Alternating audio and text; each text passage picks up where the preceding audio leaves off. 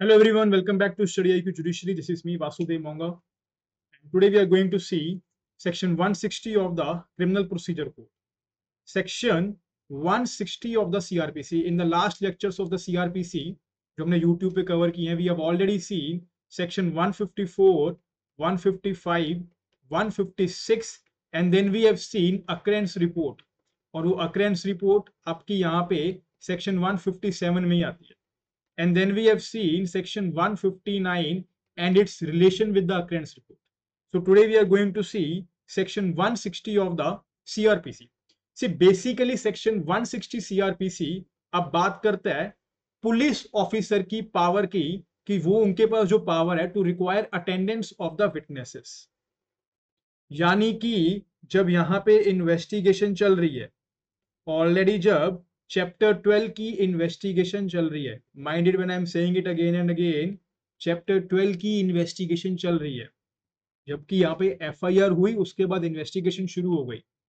अब अगर विटनेसेस, अगर कोई विक्टिम, अगर एक्यूज्ड अपने रेजिडेंस पे है और पुलिस ऑफिसर को यहाँ पे for the purpose of investigation, इस इन्वेस्टिगेशन के पर्पस के लिए पुलिस को इस बंदे की जरूरत है कि इधर आइए, आप पुलिस स्टेशन आइए, आपको यहाँ पे इन्वेस्टिगेट करना है, आपसे हमें कोई इंफॉर्मेशन चाहिए, देन दैट पावर कि वो पुलिस वाला कोई ऑर्डर दे पाए, that order power, the power of giving that order is given under section 160 of the CRPC. Then we will read the heading. Heading itself states that, but इसके बहुत सारे points हैं which we will see today. To see any police officer making an investigation under this chapter. First of all, अब ये question आपका बार बार prelims में पूछा जाता है कि ये जो अंडर दिस चैप्टर है ये किसकी बात कर रहे हैं. Under this chapter means chapter 12, that is the investigation procedure. FIR cases में, पुलिस रिपोर्ट केसेस में जब इन्वेस्टिगेशन चल रही है, at that time during the investigation when a police officer making an investigation under this chapter, अगर उनको लगता है कि हमें किसी इंसान को बुलाना है, ही मे बी अ विटनेस, तो उसको कैसे बुलाया जाएगा. So first of all the order should be in the written form. The order should be in writing. The order should be in writing to require the attendance before himself or of any person within the limits of his own or adjoining police station. अब ये आपको point समझना होगा. क्या first of all तो ये क्या है, पुलिस ऑफिसर की एक पावर है, एक पावर है which is given under section 160 of the CRPC, right. अब ये जो ऑर्डर है, पावर है किस चीज की, टू ऑर्डर द विटनेसेस. अब ये जो पावर है ये कैसे इसको यूज करोगे आप, it should be a written order, it should be a written order. But आप खुद मुझे बताइए, आप खुद मुझे बताइए, आप खुद सोचिए कि कभी भी नॉर्मली जनरली केसेस में क्या पुलिस ऑफिसर जब किसी को बुलाते हैं कि आपको इन्वेस्टिगेट करना है तो वो रिटन ऑर्डर देते हैं. नॉर्मली अगर प्रैक्टिकल लाइफ में देखा जाए तो वो देते नहीं है, but that is wrong. Because as per section 160 it is mandatory for the police officer to give the written order. आप इसी विटनेस को बुला रहे हो, विटनेस के पास कोई रिटन ऑर्डर तो पहुंचना चाहिए ना. बट हाउएवर अगर ये ऑर्डर रिटन नहीं है, अगर ये ऑर्डर रिटन नहीं है, ये ऑर्डर यहाँ पे ओरल है, और जो विटनेस था मिस्टर ए वो पुलिस स्टेशन चला भी गया, उसने अपनी जाके स्टेटमेंट को रिकॉर्ड भी कर दिया. लेटर ऑन अगर बाद में ये क्वेश्चन ट्रायल में उठता है दैट मिस्टर ए को यहाँ पे पुलिस स्टेशन बुलाया गया था, तो वो रिटन ऑर्डर दिखाइए, तो क्या ट्रायल स्टेज पे कोर्ट इस चीज के ऊपर कोई इरेगुलरिटी लगा सकते हैं. Because this order is not that much into merits, इसकी कोई मेरिट्स नहीं है, it is just about the statement की ऑर्डर आपने ओरल दिया, रिटन दिया. This order is a curable irregularity, curable irregularity. यानी कि लेटर स्टेज पे भी जब आपने यहाँ पे इन्वेस्टिगेशन कर ली, स्टेटमेंट उसकी लिख ली, उसके बाद भी अगर आपने उसको रिटन ऑर्डर दे दिया तो ये जो आपकी, जो आपने इरेगुलरिटी की थी उसको आप क्योर कर लोगे. First of all, now another point which you have to understand is कि ये जो पावर है पुलिस ऑफिसर की, इसका दायरा क्या है. ये जो पावर है पुलिस ऑफिसर की, इसका दायरा क्या है. अगर आप चंडीगढ़ में इन्वेस्टिगेशन कर रहे हो, पुलिस ऑफिसर चंडीगढ़ में बैठा है, तो क्या वो अहमदाबाद या दिल्ली से भी किसी को बुला सकते हैं कि मिस्टर ए जो दिल्ली में रहते हैं उनको यहाँ पे चंडीगढ़ आना होगा, पुलिस स्टेशन में आना होगा और अपनी स्टेटमेंट रिकॉर्ड करें. नहीं, this power is also limitation, ये पावर आपकी एब्सोल्यूट नहीं है कि जहां चाहे आपको ऑर्डर कर लो। सेक्शन 160 क्लियरली सेज क्या, that if you require that address of the person, कहां पे, या तो वो बंदा आप ही के पुलिस स्टेशन के एरिया में हो, यानी कि with in the jurisdiction of its own police station और द एडजॉइनिंग पुलिस स्टेशन।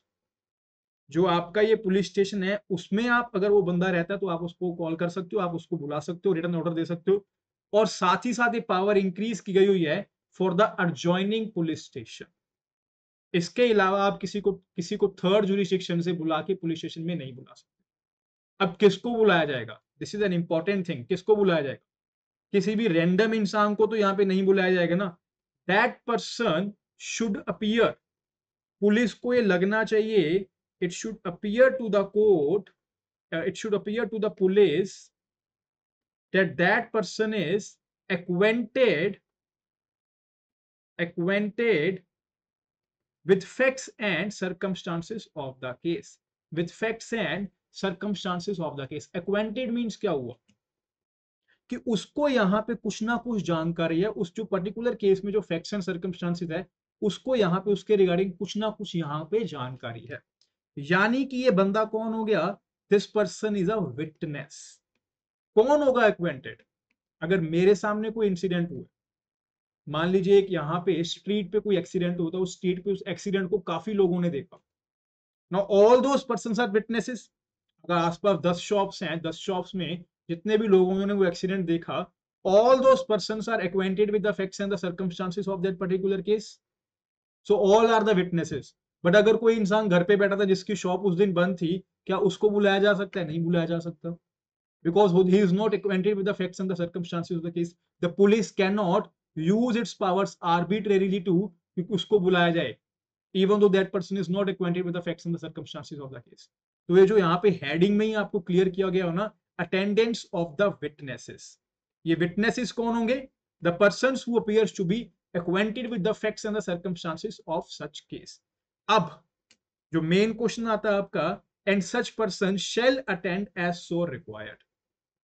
उस बंदे को अब जरूरी भी है कि भाई साहब वो यहाँ पे आए, उसको यहाँ पे मैंडेटरी किया गया, it is mandatory for him to to comply with the orders of the police, to comply the order of police under section 160, under section 160।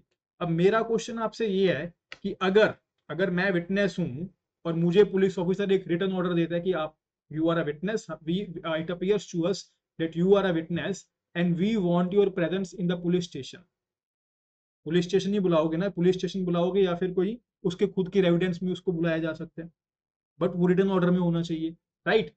अब अगर आप मुझे बुलाओगे but if I am not going, I am not complying with the orders of the police, तो क्या होगा? Then as per section 174 of the IPC मैंने offence कर दिया है, because I am not following the decision of the executive. मैंने executive का, police is an executive unit, उनका यहाँ पे ऑर्डर फॉलो नहीं किया, then I'm doing an offense under section 174 of the Indian Penal Code। Another which important thing you have to know about this section is कि ये जो यहाँ पे सम्मन्स नहीं भेजे जा रहे हैं, जब मिस्टर ए को पुलिस का ऑर्डर गया, पुलिस का ऑर्डर अभी यहाँ पे जब गया मिस्टर ए को, तो ये कोई सम्मन नहीं, it is not summons. Summons कौन भेजता है? सम्मन्स तो कोर्ट भेजता है ना ड्यूरिंग द ट्रायल, जब ट्रायल की प्रोसीडिंग्स चल रही होंगी तब सम्मन्स भेजा जाएगा। अब ये क्या है? It is just an executive order, it is just an executive order, it is not a judicial order और a summon. These are the important points. अब ये क्यों बुलाया जा रहा है? For the examination of the witnesses, examination of the witnesses, कि उनकी स्टेटमेंट्स को लिया जाए। But there is an exception in this case, proviso है इसका सेक्शन 160 क्लॉज 1 का, कि आप हर इंसान को नहीं बुला सकते हो।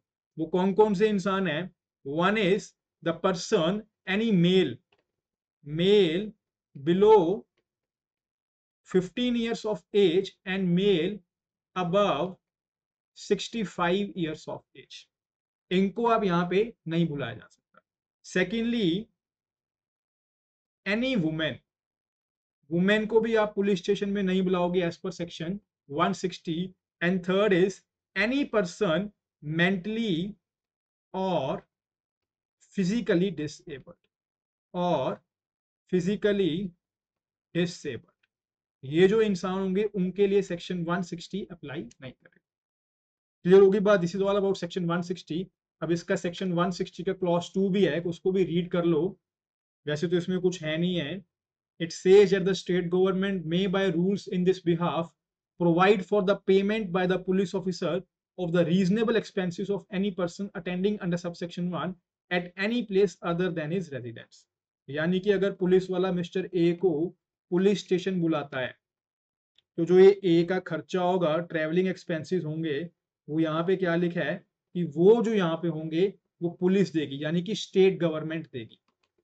बट आई डोंट थिंक ऐसा होता है, प्रैक्टिकल लाइफ में ऐसा होता नहीं है. But this is a proviso, this is a rule that if you are calling someone as a witness in a police station, so his expenses, the traveling expenses shall be paid by the state government. उसके लिए rules बनने चाहिए. Clear हुई बात. All right then, and now I should tell you कि जो study आई की judiciary आपके साथ 12th of June से आपके साथ लाइव जुड़ रहे हैं. ये लाइव में आपको यहाँ पे पीटी की भी तैयारी करवाई जाएगी, मेंस की भी तैयारी करवाई जाएगी एंड आपको इंटरव्यू की प्रिपरेशन भी करवाई जाएगी. All you have to do is use this code. ये कोड आपको यूज करना है DEV Dev and start your preparation of the judiciary. All right then, thank you so much. I will see you in the next class.